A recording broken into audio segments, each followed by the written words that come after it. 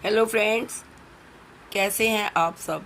Friends, Hindu धर्म में भगवान श्री गणेश का अद्वितीय महत्व है। यह बुद्धि के अधिदेवता विघ्ननाशक है। कहा जाता है कि विघ्नहर्ता भगवान गणेश अपने सभी भक्तों को सभी प्रकार के विघ्नों का नाश कर देते हैं। भाद्रपद मास के शुक्ल पक्ष की चतुर्थी के दिन लोग बड़े ही हर्षोल्लास के साथ गणेश की प्रतिमा को अपने घर लाकर उसकी स्थापना करते हैं और पूरी धूमधाम के साथ इनकी पूजा अर्चना करते हैं। और ये गणेश चतुर्थी का पर्व 10 दिन तक चलता है। इस वर्ष गणेश चतुर्थी का जो प्रारंभ था वो 19 सितंबर को हुआ था, जो कि आज बड़ी धूमधाम के साथ इनको 10 दिन से पूजा अर्चना करके लोग अनंत चतुर्दशी के दिन भगवान गणेश की प्रतिमा का विसर्जन करते हैं। यानी कि 28 सितंबर को आज गणेश जी की प्रतिमा का विसर्जन दिन है। इसके साथ ही 10 दिन तक चलने वाले गणेश उत्सव का समापन भी हो जाएगा। इस बार अनंत चतुर्दशी 28 सितंबर 2023 को मनाई जाएगी। आइए जानते हैं गणपति विसर्जन का शुभ मुहूर्त।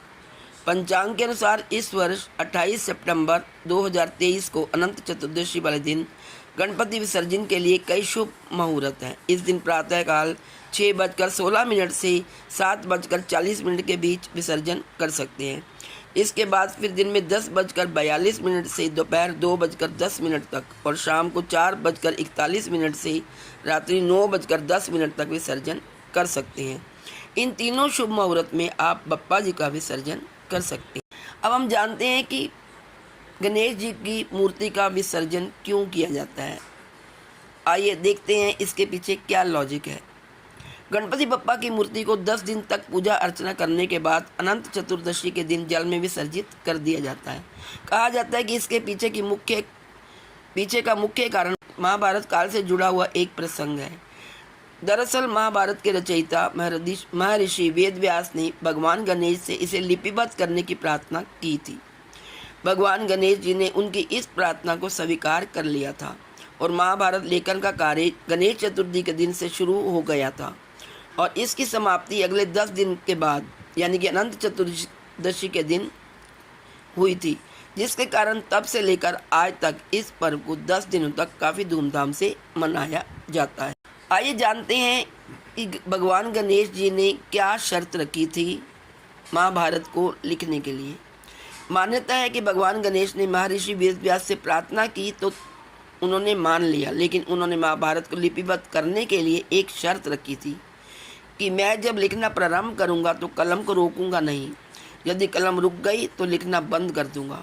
तब वेदव्यास ने कहा कि भगवान आप देवताओं में अग्रणी हैं, विद्या और बुद्धि के दाता हैं और मैं एक साधारण ऋषि हूँ। यदि किसी श्लोक में मुझसे त्रुटि हो जाए तो आप उस श्लोक को ठीक कर उसे लिपिबद्ध करें। गणपति जी ने सहमति दी और फिर दिन रात लेखन का कार्य प्रारंभ हुआ। इस कारण गणेश जी को थकान तो होनी ही थी, लेकिन उन्हें पानी पीना भी वर्जित था, जिसके कारण गणपति जी के शरीर का तापमान बढ़े नहीं।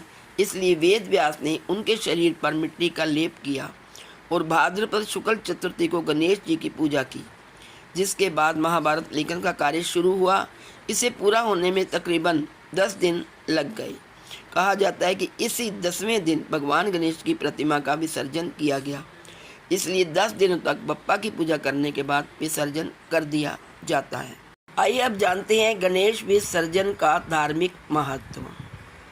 हिंदू धर्म में प्रत्येक पूजा में 3 चरण शामिल होते हैं। पहला आह्वान यानी कि भगवान को निमंत्रण देना, दूसरा पूजा उनकी पूजा पाठ करना, उनकी आराधना करना और तीसरा यथास्थान भेजना। मनुष्य जब भी किसी भगवान की प्रतिमा स्थापित करते हैं तो यही तीनों रूपों में पूजा करते हैं। आह्वान के दौरान पूजा के मुख्य देवता को एक ऊंचे मंच पर रखा जाता है और उसके ऊपर पानी, पान के पत्ते, नारियल से भरा एक कलश, पवित्र बर्तन रखा जाता है। पूजा परंपरा के अनुसार होती है और परिवार द्वारा की जाती है। प्रार्थना के बाद देवता को सम्मानजनक तरीके से विदा करना और भगवान को उनके आशीर्वाद के लिए धन्यवाद देना।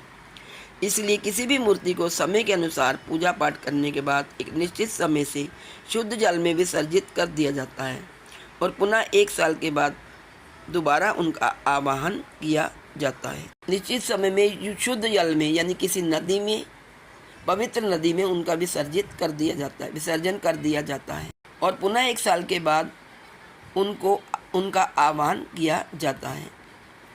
आइए दोस्तों जानते हैं कि कई लोग नदी में, जिनके घर के पास नदियाँ वगैरह नहीं हैं, तो वो घर पर कैसे करें गणेश विसर्जन।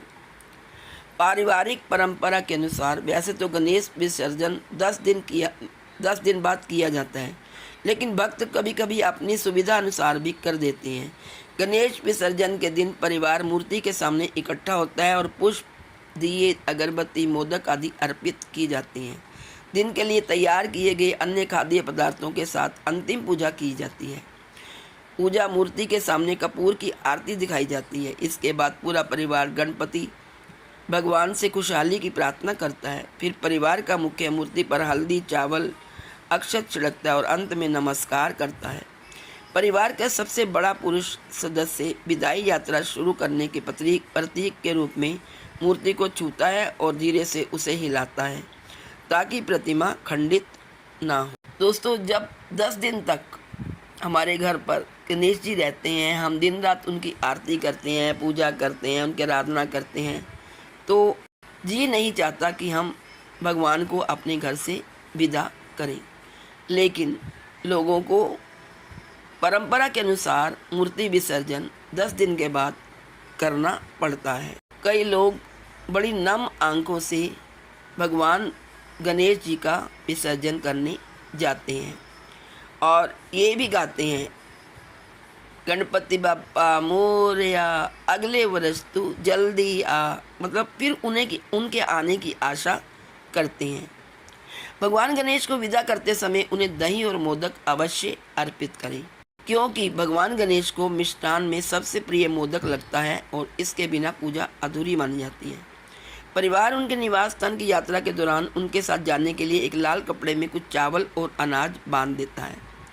फिर परिवार गणेश के श्लोकों का जाप करता है। नामित पुरुष सदस्य मूर्ति को ले जाता है और मूर्ति को अंतिम चक्कर के लिए करके चारों ओर ले जाता है। आइए जानते हैं मूर्ति विसर्जन पर हमें किन किन बातों का ध्यान रखना चाहिए। विसर्जन के लिए अधिक सदस्य एकत्रित होते हैं और भगवान को विदाई देने के लिए निकल पड़ते हैं।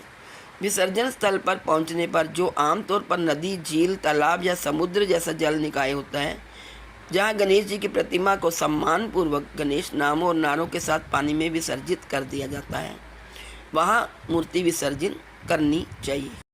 दूसरा, भक्त भगवान गणेश से उनके परिवारों को आशीर्वाद देने और अगले साल पुनः पूजा के लिए वापस आने की प्रार्थना करते हैं। जैसे कि मैंने अभी बताया, गणपति बप्पा मोरया, अगले बरस तू जल्दी आ। और जब भगवान गणेश जी को आना होता है गणेश चतुर्थी पर, तब भक्त लोग गाते हैं, घर में पधारो गजानंद जी, मेरे घर में पधारो, घर में पधारो गजानंद जी, मेरे घर में पधारो, रिद्धि सिद्धि लेके तुम पधारो जी, मेरे घर में पधारो। दोस्तों, आप सबको मेरी तरफ से गणेश विसर्जन की हार्दिक शुभकामनाएं। Please like, share and subscribe. Thank you.